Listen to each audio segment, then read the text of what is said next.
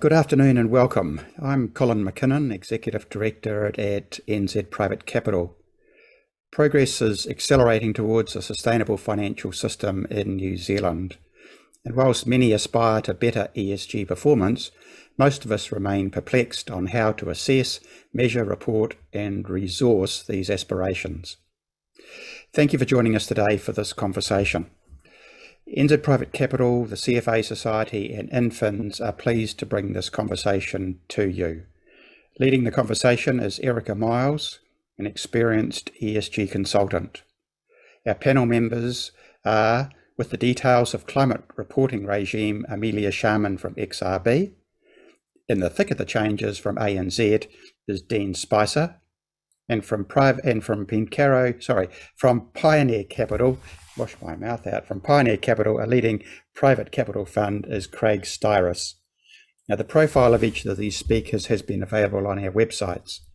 I'm looking forward to this conversation and thank you very much for joining us today. Erica, over to you.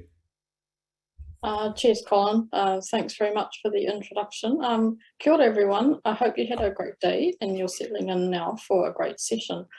Just before we do crack on, I just want to follow on from Colin's point that this is a conversation and we do want it to be as interactive as possible. So please do put your any questions that you have or any comments through the Q&A function, and we'll try and deal with them both during the session and then also at the end of the session. There's plenty of time in the session for those questions, so please don't be shy and fire them through. Just another point I'd like to make is that the session is being recorded and it will be made available to you afterwards should you feel like a bit of a rerun. But before we crack on to the nuts and bolts of the climate-related disclosure regime, which I have to say, Amelia, is a mouthful, and whether this may or may not impact private markets, I think it's important we keep the discussion into perspective. By way of a recap, because of climate change, we're on a fast track to a global disaster of unprecedented scale, a disaster far bigger than COVID. And despite all the commitments and promises that have been made, our emissions are the highest they have ever been, and so have our global temperatures. So unless we take urgent action, some of our major cities will soon be underwater. There will be more heat waves and terrifying storms, and millions of species of plants and animals will soon be extinct. And to top that all off, we also risk the lives of hundreds of millions of people. So closer to home, you would have seen the data released from Monday from NZ Sea Rise, which has found that sea level rises are going to happen faster and have more of an impact on than anyone had previously thought. And last week, you would have also seen the draft Climate Change Adaptation Plan from the government, which also has some startling recommendations in it. And for those of you who haven't yet managed to have a look at it, I strongly recommend that you do, because it has actions that all of us need to take as individuals and also as companies, whether they are listed or not. An interesting fact I found when I was looking at the plan, and I haven't read all of it, was that the government found that less than 10% of firms had assessed their risks of climate change on their business, and less than 20% wanted to actually take actions to reduce those risks over the next 5 years, which I found to be quite alarming. But it's a great segue into today's session, where we're going to explore how the climate-related disclosure regime is likely to impact portfolio companies and private investors. We're going to look at how this regime will impact those who are seeking capital and those who are providing capital. And with the help of our experienced panelists, Dean, Amelia and Craig, thank you very much for being part of this. We'll be unpacking what the investors and the banks are expecting to see from all companies, whether they are listed or not. And finally, we'll be looking at some tactics for investors and climate and portfolio companies on how they can get started in their climate change journey. But before we begin, and to help us understand this big mouthful of the climate-related disclosure regime, can you give us a bit of a background, Amelia, as to what this is and what it seeks to achieve? Absolutely. Thanks, Erica, and really pleased to be here. So the climate-related disclosures regime is based on another mouthful, the TCFD, or Task Force for Climate-Related Financial Disclosures. That was set up out of a G20 event, really focused on by the Bank of England, and that is about disclosures in 4 areas. That's strategy, risk management, metrics and targets, and governance. And the XRB's job is to turn the recommendations and guidance of the TCFD into a mandatory disclosure regime, because the TCFD is purely voluntary. So we've done a lot of consultation at the XRB. Our second round closed yesterday. Thank you very much to anyone in the audience who provided a submission. And we intend to issue a final standard by the end of the year. And what that means is that we expect to see the first climate statements coming out in 2024. So, and a little bit of an explainer about the XRB, for those of you who don't know, we set the standards on accounting, assurance, and now climate, and it is the FMA that will regulate this regime. But who is in the regime, however, is not determined by either the XRB or the FMA. That is a government decision. And at the moment, according to legislation, there are approximately about 200 climate reporting entities in the regime. And they are, on one hand, our large listed debt or equity issuers, and on the other hand, our large financial entities. So that's your banks, insurers, managers of registered investment schemes, so including things like KiwiSaver. And we are expecting some of our large crown financial institutions to also report, but that's via a letter of expectation from the Minister of Finance. So we have been doing a huge amount of engagement with these climate reporting entities over the last 18 months, and we are seeing a huge gearing up as entities and their advisors prepare for the regime. And we know that for some it will be a steep learning curve, but it will be a really important one. Yeah, I agree that it is really important, but is climate change reporting just the start of something big when it comes to broader sustainability reporting, Amelia? Yeah, absolutely.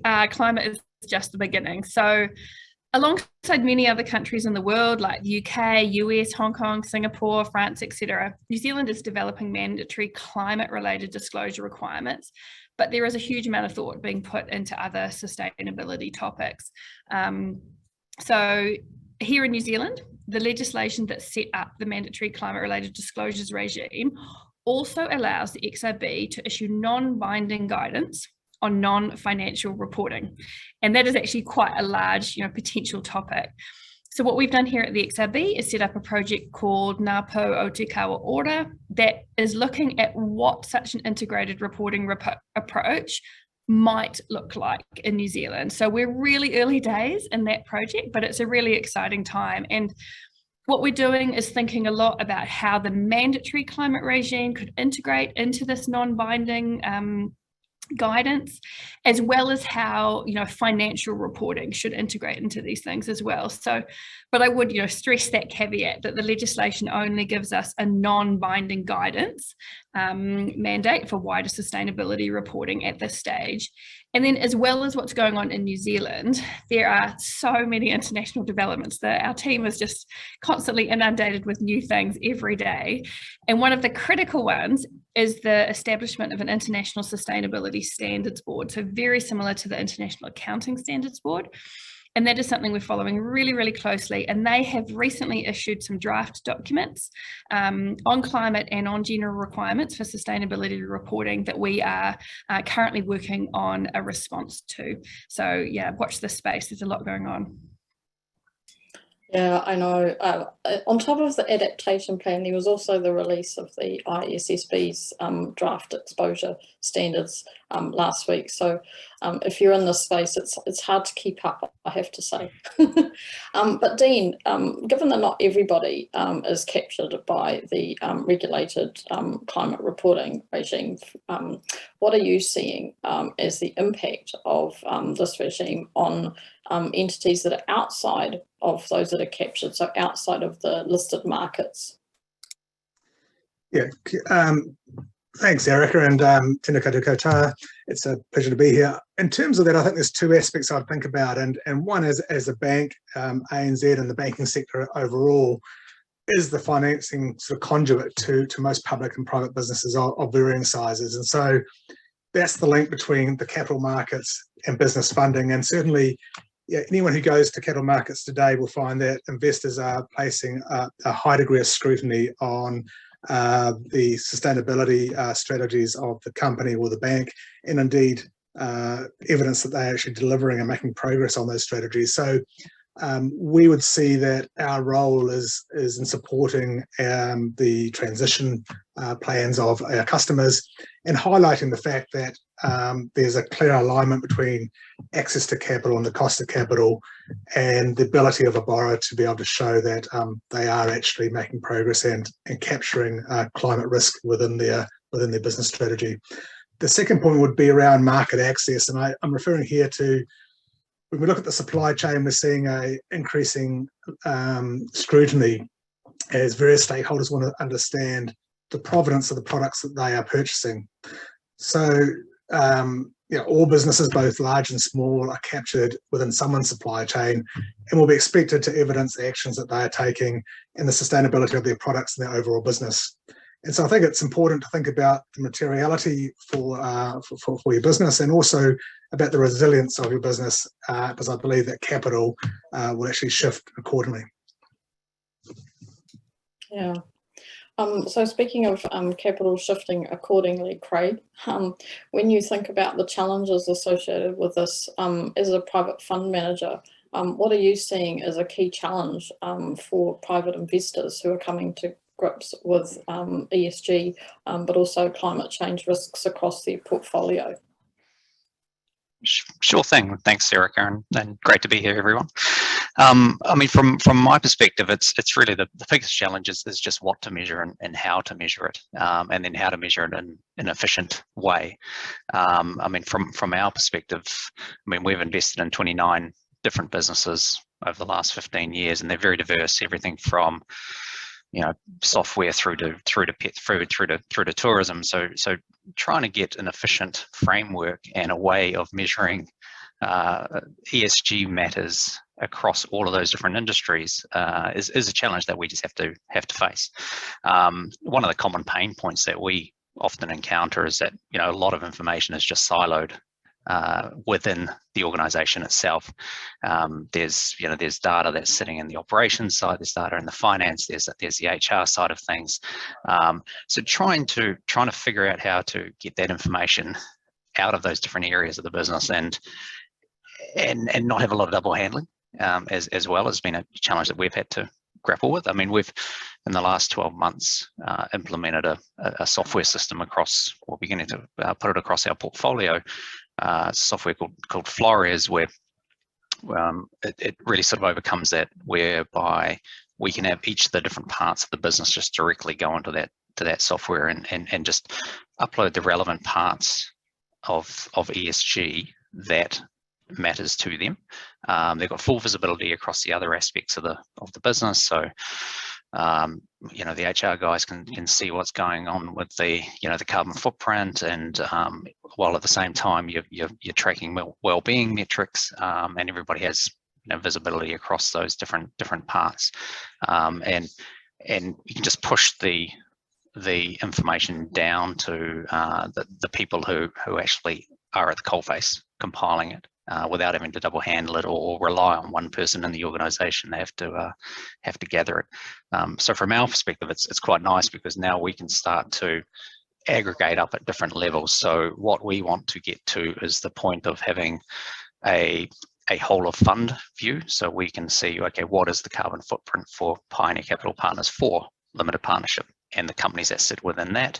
So investors in those funds, such as NZ Super or Kiwi Wealth, can there get a clear view on various ESG metrics within that fund, but then aggregating further up the chain as well to Pioneer. So what does a whole of Pioneer carbon footprint look like? I mean, that's the journey that we're on, and really how we're looking to operationalize it.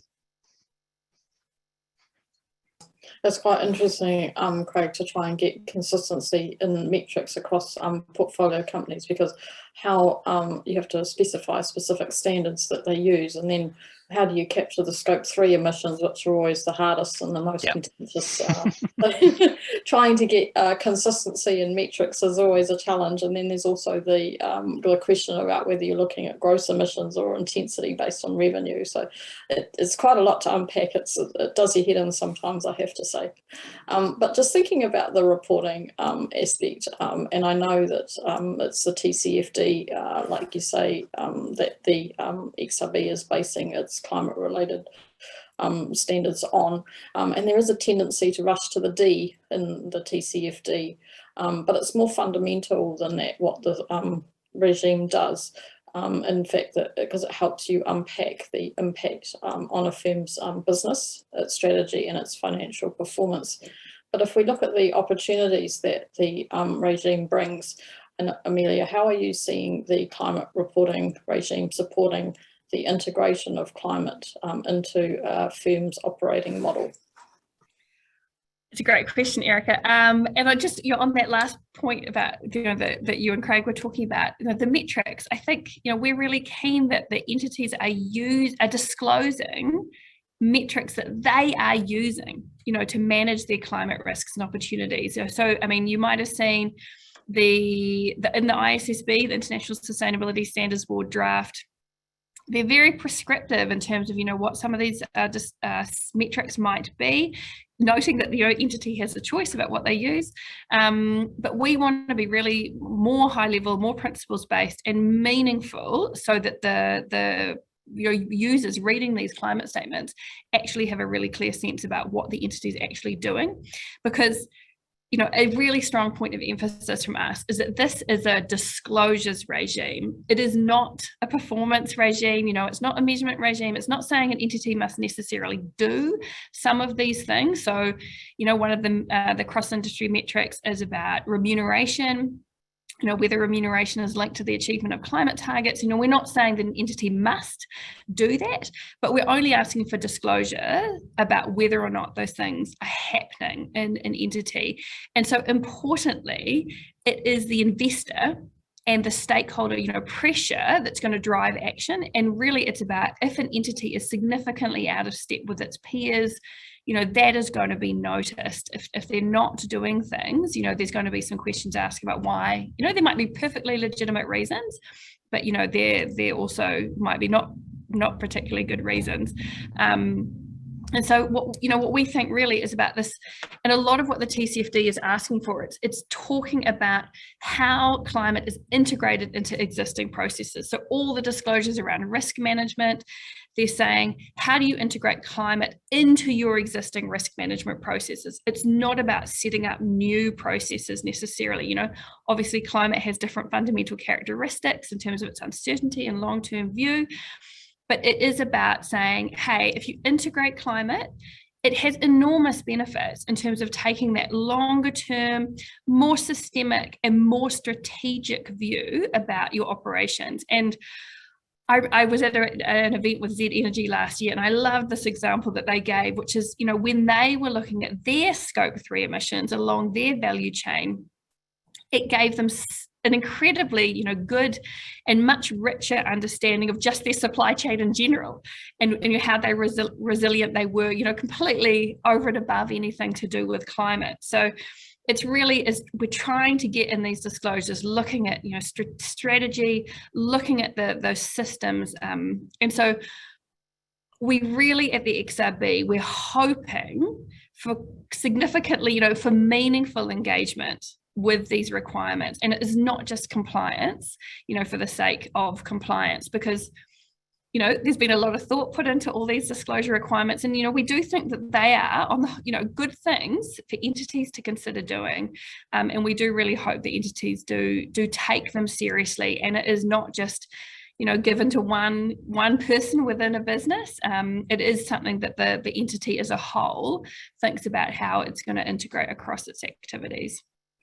Yeah, that's right. And I think you've raised two really good points, Amelia. The first one is that the TCFD, for those of you who aren't aware, are based around those 4 elements of how business is structured. So it has the governance, the strategy, the risk management, and then how do you measure what you set out to achieve. If you apply the framework of TCFD, and if you remove the climate change aspect of it, you can apply it to more broader integration of ESG risks as well. So it's quite beautiful, but although I do find the scenario analysis a bit perplexing and hard to get around, but that's okay. On that front, it is the structure that the TNFD, the Task Force on Nature-related Financial Disclosures, is using. I think it is a model that I would really encourage people to get to grips with, understanding those 4 areas, because I think it's something we'll see a lot of. Yeah, and that leads us nicely into a question actually from Jefferson, who has asked, how can we educate investors to understand TCFD, as I believe they are already very familiar with balance sheets. So who wants to take that one on? I can have a first go if you want. Yeah. So it's a really good question, and it is one of the key things that we're encouraging people to do. The XRB standards and the ISSB, the international standards, are heavily based on the TCFD. Now, when you say the TCFD, you could think, oh, it's just the 4 areas and it's the 11, very high level recommendations under those. But the TCFD is actually also a world of guidance. There are, lots and lots of guidance documents. They have what's called a TCFD knowledge hub. They have lots of videos. They have examples of disclosures, examples of reports. There was a whole lot of new guidance put out in October last year. So I'd highly recommend going to, the TCFD website, having a look at the Knowledge Hub, just getting familiar with that terminology. And then there are also many New Zealand entities who are disclosing using the whole TCFD framework, bits of the TCFD framework in lots of different sectors. And so, have a look at some of those and just get really familiar with the wording and the approach. There's a lot out there which might seem a bit overwhelming. We've got stuff on our website, which is xrb.govt.nz. But yeah, just get started. Go on YouTube. Lots on there too. I know. The other place to keep your eyes and ears open to is INFINS. I was fortunate enough to facilitate a masterclass series in March on TCFD, and if there's enough interest, then we will definitely, on behalf of INFINS, be rerunning a similar session later in this year. So if you want a more local context and more practical focus, there are training options coming up if you happen to miss the INFINS one from earlier this year. Craig, just as a little question here, what was the name of the ESG tracking software that you have implemented? It was Flores. Flores, yes, so Flores. So I have to chat to anybody about it later as well. Great. All right. Awesome. So just moving on in terms of engagement and getting meaningful engagement across the portfolio. In terms of Pioneer Capital, how are you getting to grips with understanding the TCFD and the climate-related disclosure regime, and indeed the integration of climate risks into your investment portfolio? Yeah, no, thanks for that. I mean, ultimately, we see climate-related risk as a subset of ESG, and so assessing ESG risk and exposure, very much starts at that portfolio company level when we and then starts at when we first make investment or look into making the investment through due diligence. So for us, it's very much evolved where now ESG is a core plank in our due diligence exercise. We use third-party advisors, much like we do with specialist accounting firms and legal firms and commercial due diligence advisors to look into different areas or everything into supply chain due diligence. So it is just another plank in the due diligence exercise that we do. But it's more than that, where there are a couple of aspects of it that we look into as well, where we want to understand the culture of the business, because we know these changes are coming. So part of it is just assessing how receptive is the company and the management team to the changes that are coming. Because unsurprisingly, there are some organisations that are a bit more resistant, and then there are others that are more embracing of it. So yeah, it definitely is an aspect that we form a view on when we think about the management teams and the quality of the people that we're ultimately backing.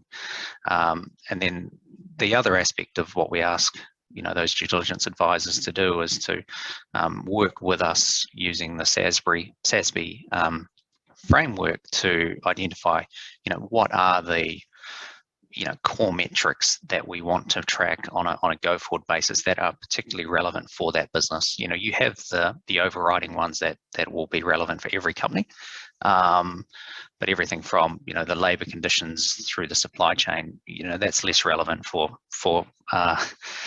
some companies and much more relevant for others. Or there's a range of different things that we have to encounter. So we get heavily involved in what are those SASB metrics that we want to track and then start to implement on a go forward basis. Our journey at the moment is very much around tracking data. Where we see ourselves moving to over the sort of short to medium term is working with the management teams and the boards to start putting in place actual goals. We want to reduce the intensity from X to Y. Okay, then work with the teams to actually, what are the strategies for doing that? We are somewhat uniquely placed because we own 30 to 100% of these businesses, so we're always sitting around the board. So you've got a pretty loud voice to implement some of these changes. So it's just working in collaboration with the teams to go on a journey with them. Yeah. Yeah, I agree with it. It is a journey. There's a couple of good questions there, but I'll just fire this one through to Dean first, and then I think we'll answer the two questions that are there, so we haven't forgotten. Dean, in terms of looking at it from ANZ's point of view, you are a listed reporting entity in ex-sub's language, so you have your own requirements. So what are you doing in terms of the climate reporting regime and its potential impact on private companies and their access to capital? So what are the requirements that banks like ANZ are introducing? Yeah, thanks, Erica. And look, I'll probably touch on a couple of points that may help go towards answering the questions you referred to. But so look, we've started already engaging with our largest customers, particularly those who are higher emitters, and have done for a number of years before this regime came in or was suggested it was going to come in, and really wanting to understand what their transition plans were and their strategy to achieve that transition. And we're really looking to assess sort of the ESG readiness via the information that's captured and disclosed from various customers, whether they're public companies or not.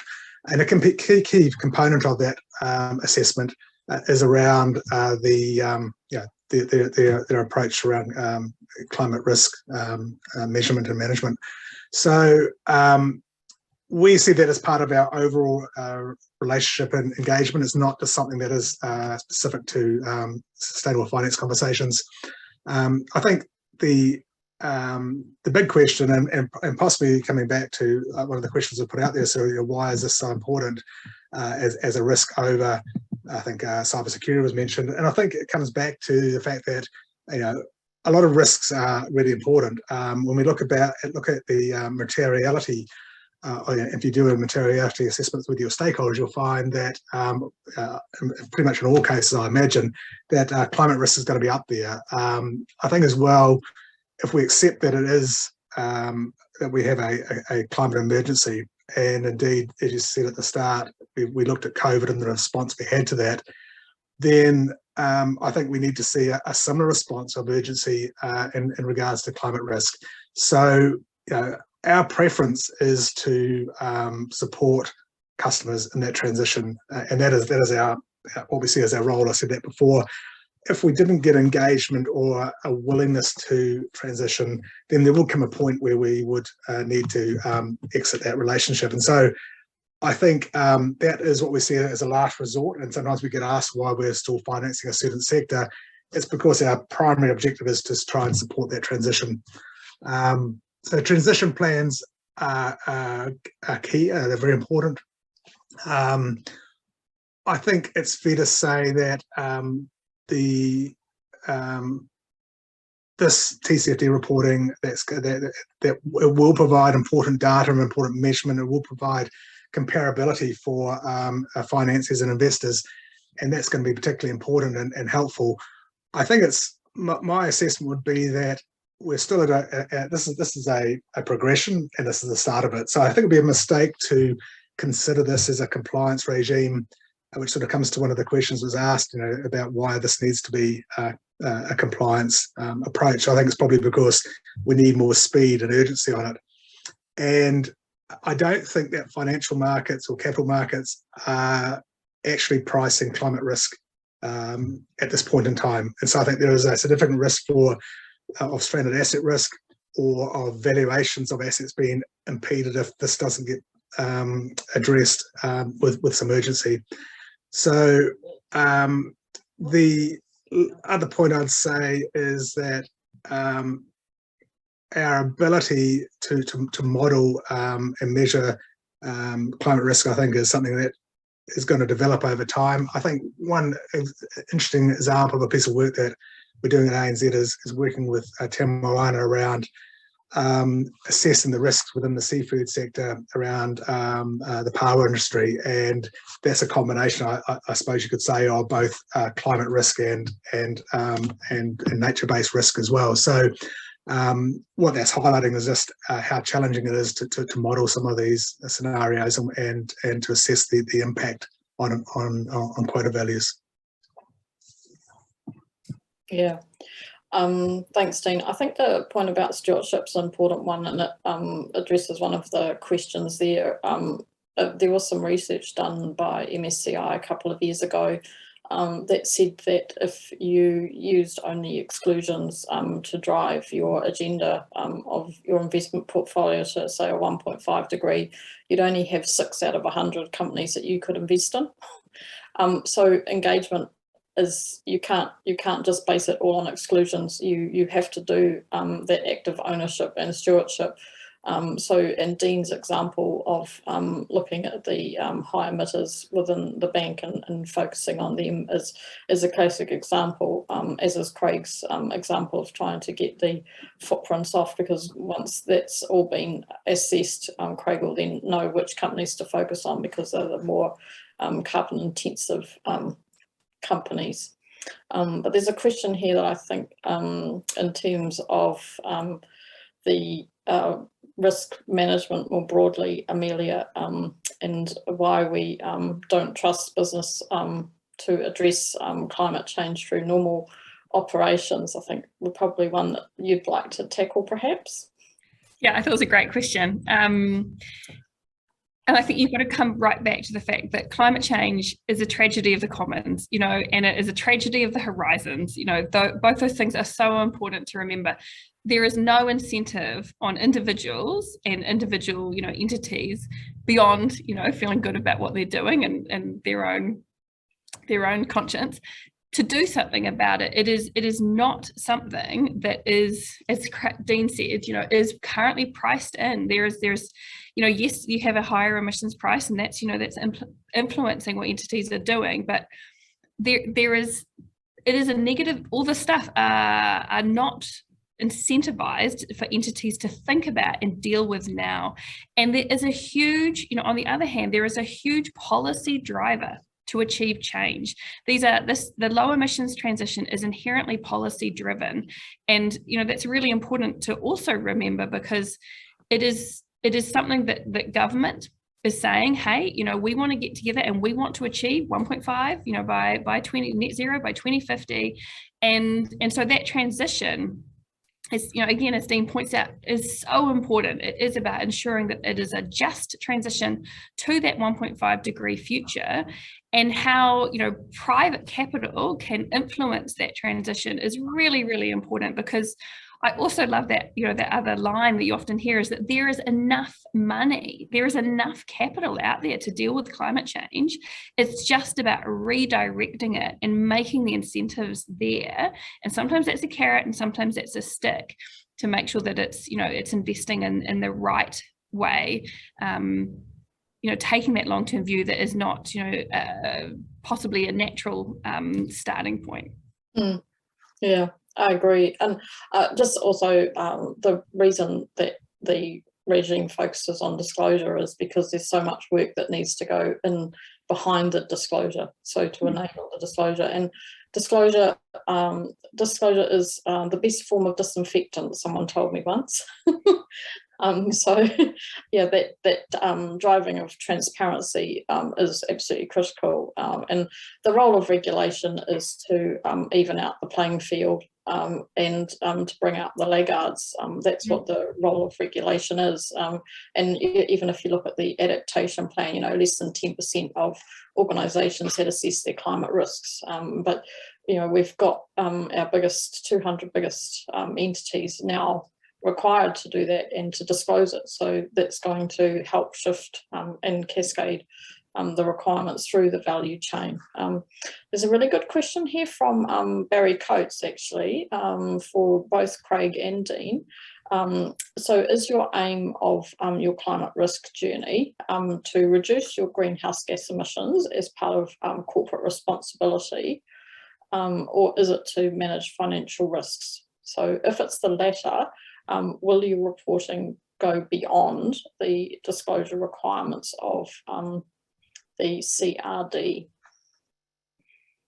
Who wants to take that one first? Oh, well, I'll have a crack first, Eric, and I think, thanks, Barry, it's a good question. And I think the answer is clearly both of those things. But I think it's more than that. When I think about, when I speak with other companies, when I hear our internal conversations, I think there's been a lot more of a focus on, what is the role of companies today? And I think we've got a bigger role than simply focusing on the financial aspects. It's also not the non-financial. And so I think it comes back to what is the purpose of the company. And if you're going to be a purpose-led company, then then some of these things are going to just naturally flow on from that. So in the case of ANZ, our purpose is stated to shape a world where people and communities thrive. And so clearly, when you think about climate risk, communities and people aren't going to thrive if we don't address this. And so if you look at the reporting, I think this is, as I said before, I think it's an evolution. There's going to be more information reported. What we report and disclose to is really comes back to the feedback we get from stakeholders. What do they see as useful?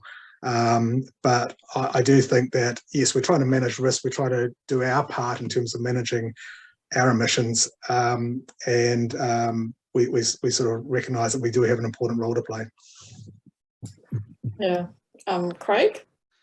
Yeah, I'm happy to expand in some areas. I mean, it's a combination of things for us. I mean, yes, we look at the risk side of things, but it's probably cliched, but we probably more view it as an opportunity, and it's a way of differentiating yourself against competitors. And we openly focus on investing in sort of high value exporters growing offshore, and so it's a pretty global competitive space that they're in, and so on top of that, the other challenge we face, being growth capital investors, we've had portfolio since 2007 has kind of grown 20% per annum, the top line revenue growth. So our goal every time we invest is to double or triple the size of a business in 3 or 4 years.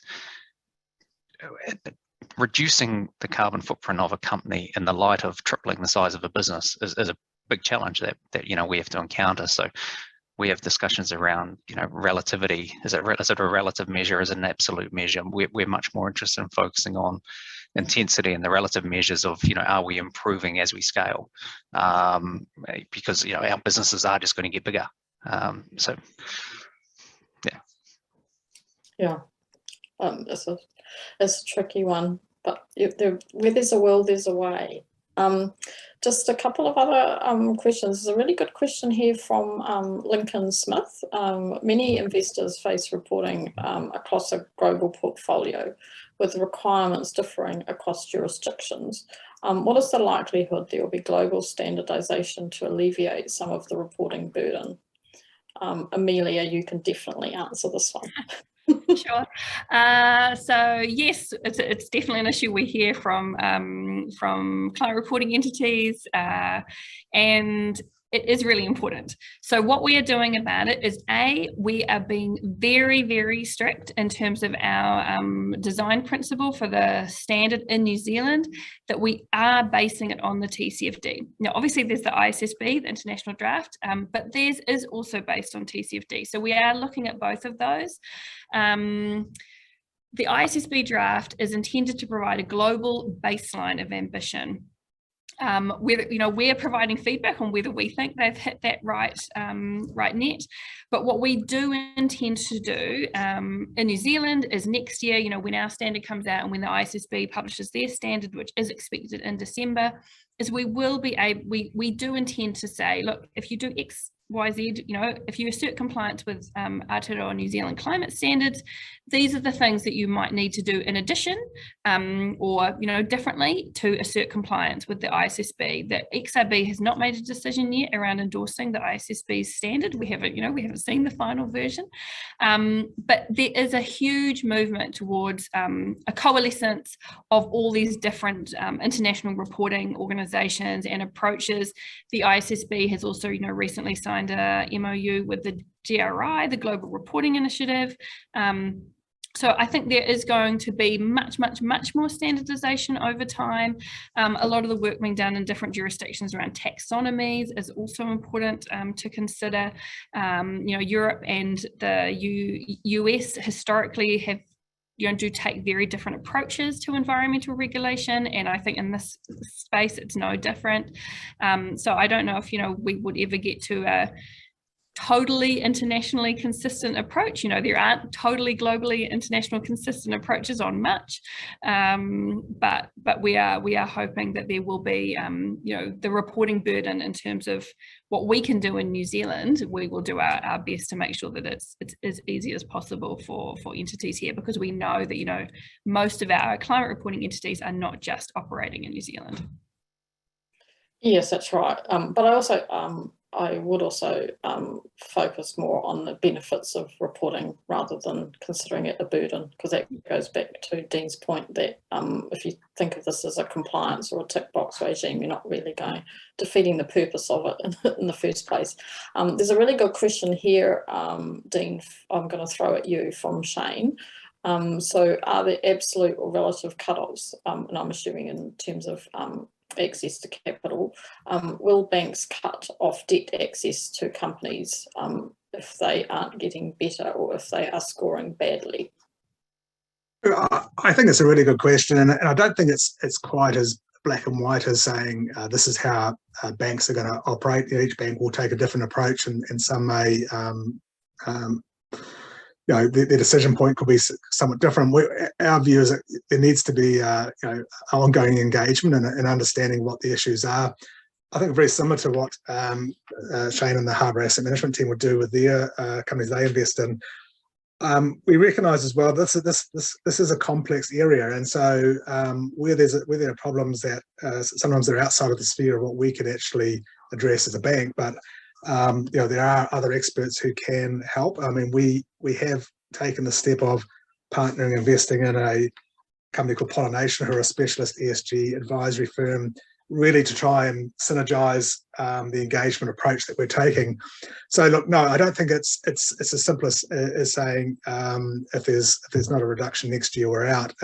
We would definitely be engaging on a continual basis and supporting that. I think there's a second question there talking about the ESG lexicon for investing and perhaps misusing acronyms and definitions. I hear what you're saying. I think it is a bit unfortunate that there's so many acronyms. And yes, there is a risk of that. I think we do have to be a bit careful about just how we describe and claims we make that they can actually be supported and backed up. And I think regulators are taking a very close look at that as well. And I would just jump in on that, Dean. I would strongly recommend, entities and investors get to grips with the terminology in this area. There are, when you think about what scenario analysis is, you can use scenario analysis for all sorts of things, but in this regime, it is about testing the resilience of your entity strategy. We put out a bit on that on our website. We'll be putting out a lot more. We are very much aware that, there's going to be a lot of people involved in this, in reporting around this and in doing the work, the mahi in the entities, who will come at this with different, understandings of these terms. A sustainability person will speak essentially a different language to an accountant. And we're really hoping that some of those conversations, are happening now in advance of the reporting, and that people are ironing out such stuff. And we are doing, we will be doing a long-term, piece of work on improving people's understanding and literacy around what some of these terms mean and why they're important. Yeah, I have to say there's a lot to get your head around, because even the incorrect correlation between TCFD and CRD, they're two different things. So it's important to get that distinction, and then to also understand what a transition plan is versus transitional risks, and adaptation is versus an adaptation plan. It's like, but we'll get there. It's all good.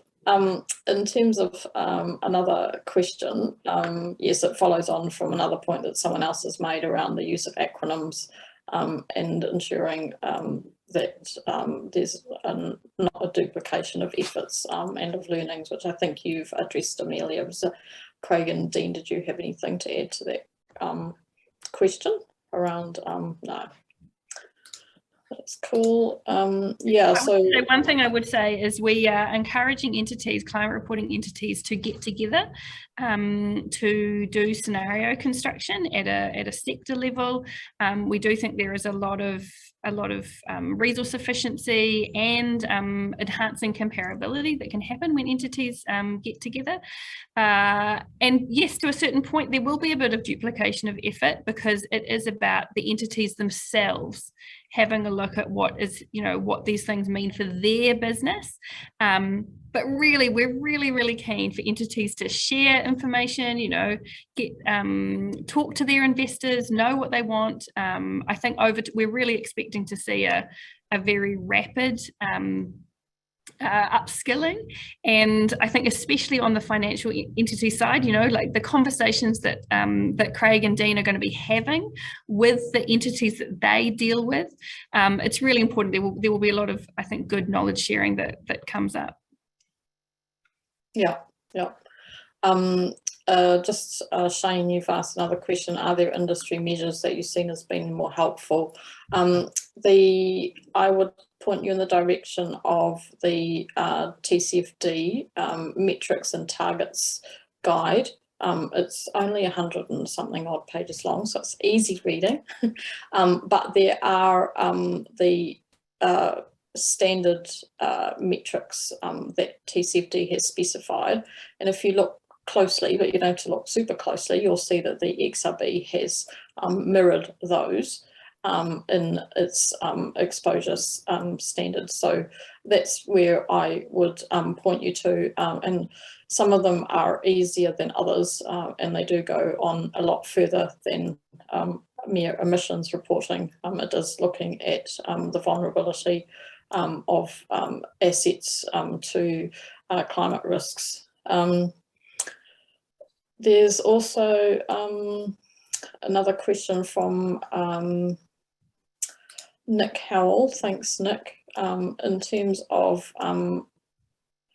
did you talk about TNFD, which is the Task Force for Nature-Related Financial Disclosures? Is there anything that needs to be undertaken prior to completion of the framework? Nick, are you talking TCFD or TNFD? Either way, do you want to take that one, Amelia? Sure. Yeah, so TNFD, it's another area of interest. It is based on that the governance strategy, metrics and targets, and risk management. I would just say, read some news articles, keep an eye on what's going on internationally, keep a sense. At the moment, there is no expectation that we're going to have mandatory nature-related disclosures. Something that is happening in New Zealand, is there was a report put out just the other day by Envy on modern day slavery, and reporting, and the proposed entity size cutoffs for that are quite significantly lower than climate. They are $20 to $50 million, so significantly lower. So if you're interested in non-financial reporting, I think that would be another good one to get going. I can see Dean's come off mute. You might have some comments. I know. I was just going to make the point that really sort of ties into what we're seeing in general globally across supply chains, is that whether you're public or private, big or small, there is a lot of scrutiny going on around both the products, sustainability of the product, but also the things like modern slavery and workplace conditions. So this is only going to get a lot more intense in terms of the scrutiny that's going on. Yeah. I see, Barry, you've put your shameless advertising in for your seminar on TNFD. For those of you who aren't aware of Barry, he does seminars on a Wednesday night, which if you aren't already subscribed to and you feel like a little bit of light entertainment on a Wednesday night, I could recommend them or these. They're always quite good fun, and do get some cracker speakers, Barry, so thank you. Just conscious of time here, and before we do wrap up, Craig, what would be your key takeaways for portfolio companies and indeed for investors as they embrace their climate change journey? Yeah, it's a very simple one, really, and let's just start. I mean, we're in an interesting space where, given our offshore focus, we kind of unashamedly try and build mini multinationals. And so with that comes, if we're successful in that, increasingly our companies become interesting investment opportunities in their own right for international investors. And what we're increasingly finding is that essentially having the house in order, so to speak, as it relates to ESG is absolutely table stakes. It's table stakes today for dealing with international investors, and it's, tomorrow it's going to be more so. So we are, from our perspective anyway, consciously trying to get in front of that, as well as, the opportunities that come from that, and just doing the work, and just capitalizing on those opportunities that do arise. Yeah, I think that's a really good point, because I think there's more opportunities than there is risks in this game. There just has to be, given the scale of change that is required to make us more resilient to climate change. So what about you, Dean? What do you think? What would be your 2 cents worth for portfolio companies and investors to think about going forward? Yeah, look, I think probably just tying into your last comment there, I think, as we said before, it needs to be seen as something other than just another compliance exercise. It is, I think there's a real opportunity for New Zealand companies to be able to differentiate themselves on the global stage. And we've got lots of reasons to be able to really highlight the brand that New Zealand has. So for that to happen, we need the data, we need the disclosure. And I think so this should be seen in that light as a real opportunity. I think the other point I'd make is a lot of teams in New Zealand are quite small. So a good thing to do is of course, a lot of this information has been disclosed already by some companies. Look at peers, look at what's been disclosed, and reach out to experts, people like you, Erica, to get started if you haven't started already. Amelia, what would be your recommendations? Thanks. I think I've said it, earlier, is just really get familiar with the terminology.